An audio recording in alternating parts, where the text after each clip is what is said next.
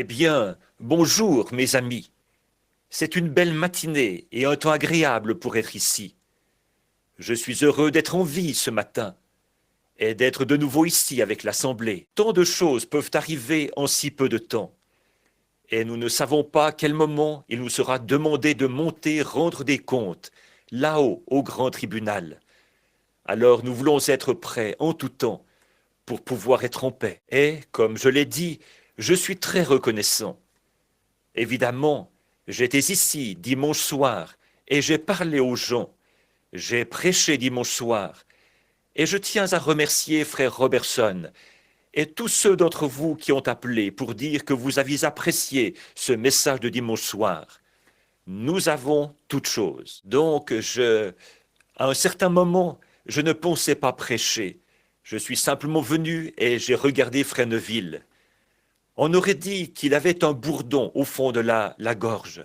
Je me suis dit, le pauvre frère, c'est sûr que s'il fait appel à moi ce soir, je vais l'aider, faire tout ce que je peux. En effet, je sais ce que c'est que d'être fatigué et enroué.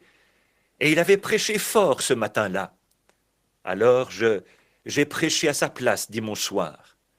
Donc nous, je vous remercie beaucoup. Bon, on m'a dit qu'il y avait beaucoup de requêtes de prière.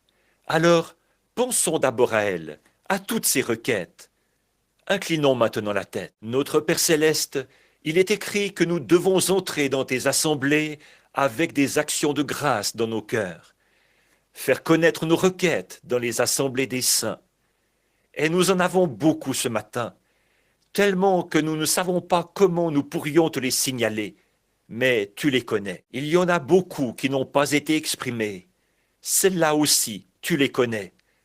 Alors nous prions de tout notre cœur, comme nous l'avons fait dimanche soir dernier pour l'enfant de sœur Shepherd et de frère Shepherd. Alors que là, le Saint-Esprit a répondu en disant, elle n'a pas la polio, elle va se remettre. Quelle satisfaction nous éprouvons quand nous recevons une réponse de toi. Maintenant, nous te demandons ce matin de bien vouloir exaucer ces requêtes. Pour les cas de maladie, pour la famille endeuillée, pour les êtres chers et pour tout ce qui a été exprimé, Père. Nous te prions de te souvenir de chacun.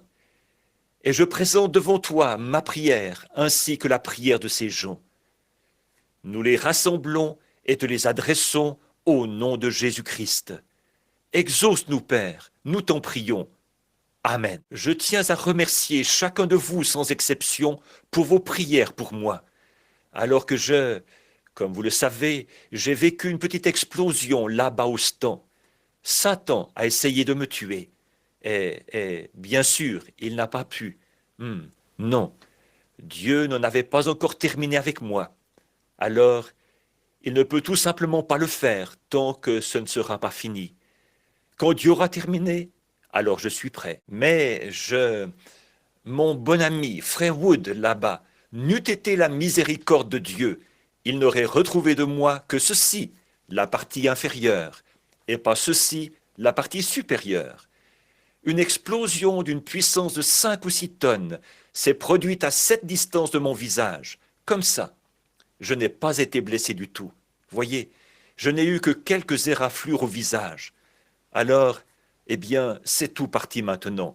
Il ne reste qu'une petite marque là. Donc, je tiens à remercier frère et sœur Dow, qui sont ici, frère Brown et les autres, qui, d'après ce que j'ai compris d'une conversation téléphonique, se sont réunis en groupe de personnes et ils ont prié pour moi. Et ça, c'est vraiment quelque chose. Ça touche vraiment. Vous savez, on prie pour les autres et tout. Et là, quand on apprend que quelqu'un prie pour nous au moment où nous, on en a besoin, ça compte énormément. Et je sais que beaucoup d'entre vous, vous n'avez pas téléphoné ni rien, mais vous avez prié quand même. Et pour nous, ça compte énormément. Et c'est à cause de ça que je n'ai pas été blessé. Dieu m'a conservé la santé. Donc, j'en suis très reconnaissant. Maintenant, j'ai quelques annonces, juste avant de consacrer ces petits. Bon, ce soir, il y aura réunion au tabernacle. Alors, vous tous qui fréquentez le tabernacle, il faut venir à la réunion ici.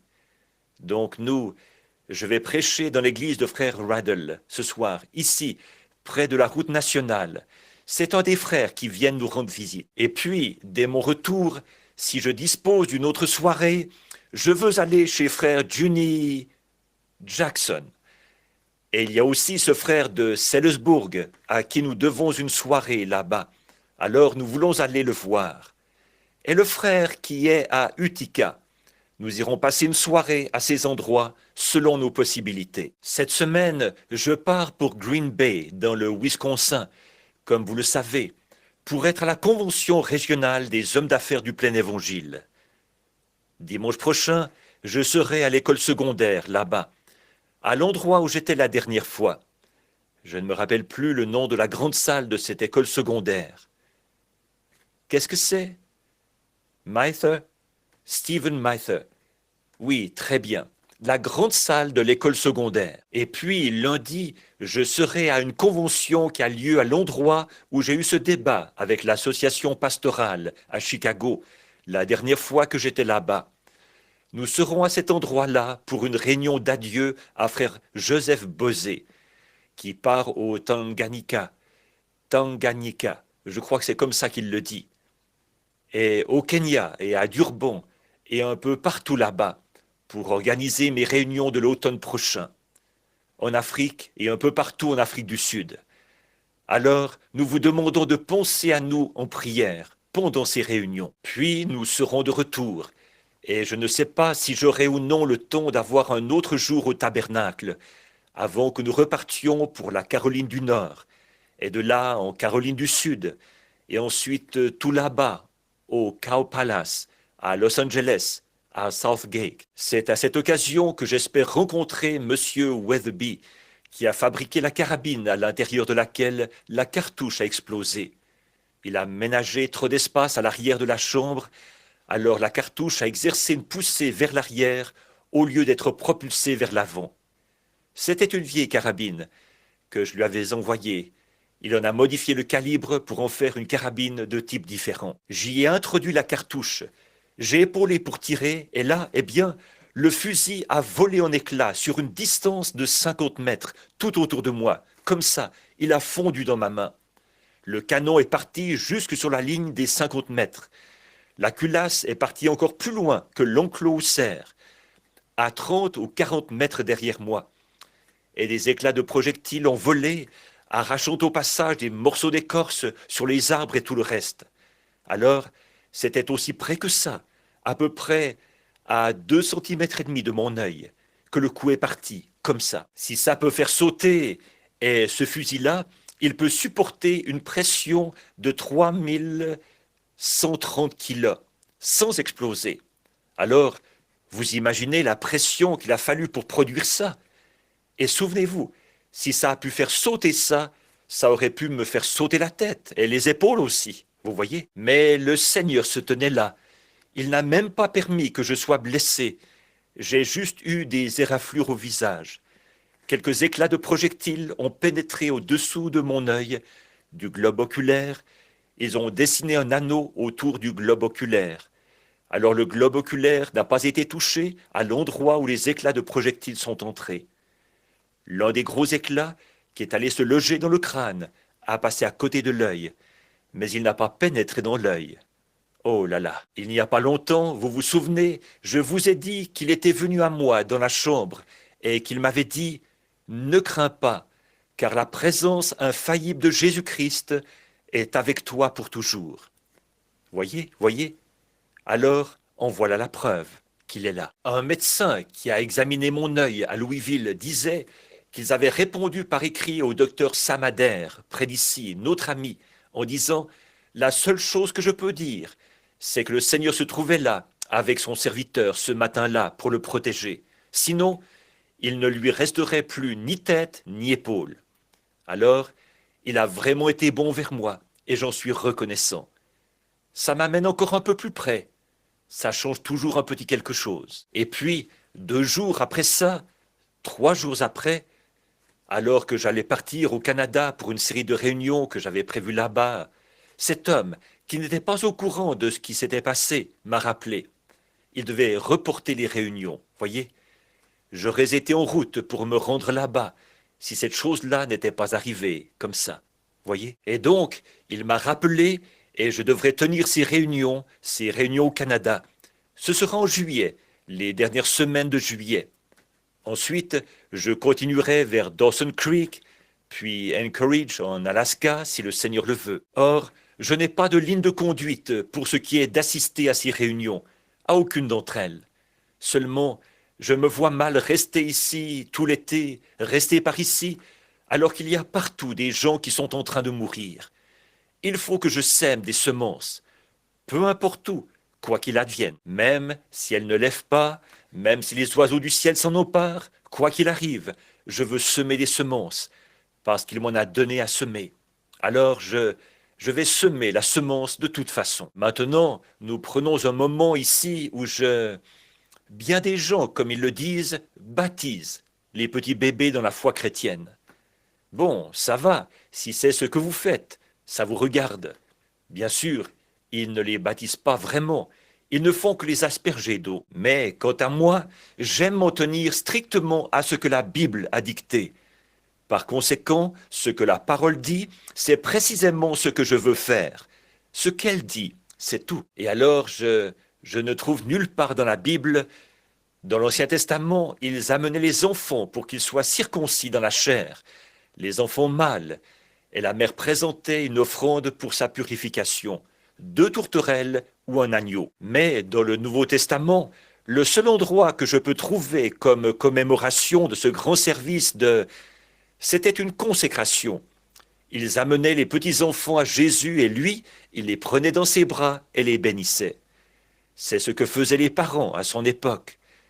Et sa vie était un exemple pour nous de ce que nous devons faire. Voyez, ces choses, il les a faites pour qu'elles nous servent d'exemple. Alors, nous prenons simplement ces petits, les gens nous les amènent, et nous les élevons simplement vers Dieu. Nous invoquons sur eux les bénédictions de Dieu, et nous faisons une prière de consécration, alors que la mère et le père offrent leur enfant à Dieu, et où nous les consacrons au nom de Jésus-Christ, jusqu'à ce qu'ils soient en âge d'être baptisés au nom de Jésus-Christ. Et maintenant, il a dit, quoi que nous fassions en parole ou en œuvre, faisons tout au nom de Jésus-Christ. Alors, c'est ce que nous voulons faire. Et maintenant, pendant que notre sœur jouera doucement ce petit cantique, sœur, que nous avons ici, amenez-les. Que les mères et les pères de ces petits bébés qui n'ont jamais été consacrés au Seigneur veuillent bien les amener maintenant, pendant que l'assemblée, que nous chantons doucement un cantique à leur intention. Oui, j'aime ces petits. Ils reflètent quelque chose de si doux. Oh, j'aime tant ces petits. Chacun. Et chacun d'eux est le plus beau bébé du monde. Inutile de... Quand j'ai amené le petit Joseph à la maison, franchement, c'était le bébé le plus laid que j'ai jamais vu.